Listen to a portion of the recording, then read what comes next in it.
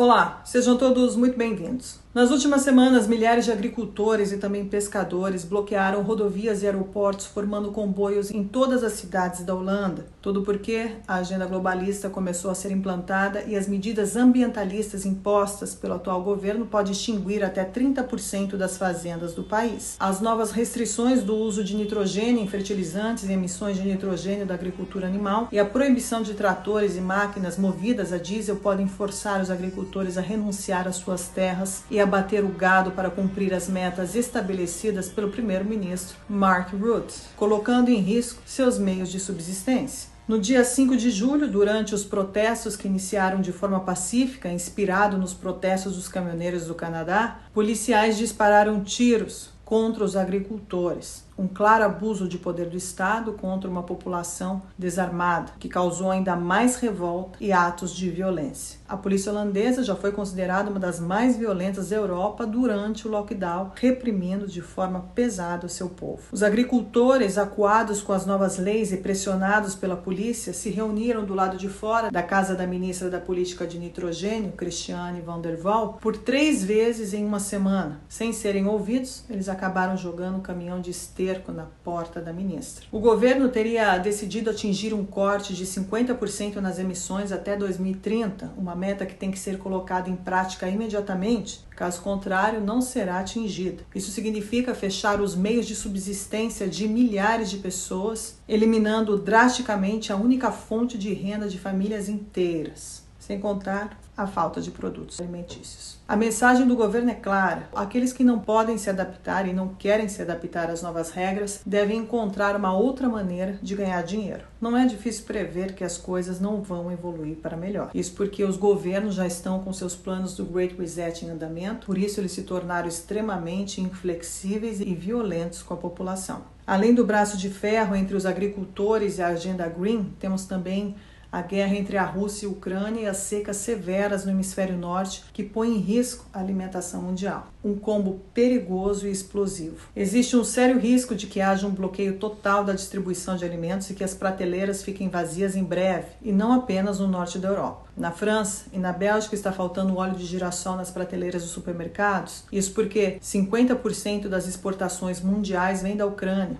A guerra dificulta o comércio entre os países e causa escassez de produtos e uma alta de preços incontroláveis. Todos os produtores, além de enfrentarem os problemas climáticos, estão sendo penalizados na Europa com a proibição de produtos fitossanitários, que, segundo eles, está causando muita perda nos campos nos últimos anos. Por outro lado, os governos liberaram os alimentos OGM, assim como aconteceu com as vacinas. A grande mídia e os especialistas da TV empurraram o OGM na população, mas o mundo acadêmico não concorda em afirmar que os alimentos assim produzidos não têm consequências prejudiciais à saúde humana. Mas eles não se importam com isso. A França enfrenta a falta de ovos e frango devido à gripe aviária. Desde 2021, 1.350 aves foram detectadas com a gripe. O governo francês decidiu sacrificar mais de 15 milhões de aves em apenas 5 meses. A segurança alimentar nunca esteve tão ameaçada quanto agora. Bloquear a cadeia de suprimentos não é o único espectro que se esconde na Europa. Há outros que devem ser considerados, como o abate forçado de milhares de cabeças de gado e o encerramento de muitas empresas, onde empregados e trabalhadores ficarão sem qualquer fonte de rendimento. Mas uma empresa, em parceria com a Fundação Bill e Melinda Gates, a DSM, que tanto apoiou e apoia a redução das emissões,